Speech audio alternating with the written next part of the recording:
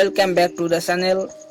Today you are doing into something really exciting, transferring your Windows 11 statement with powerful Windhawk Mods. If you are try your default look and went to a fresh, stylish and modern statement, you are in the right place. You will show you how to customize and give your desktop a whole new week step by step. So make sure hit to that like button, subscribe and let's jump right into the customization magic.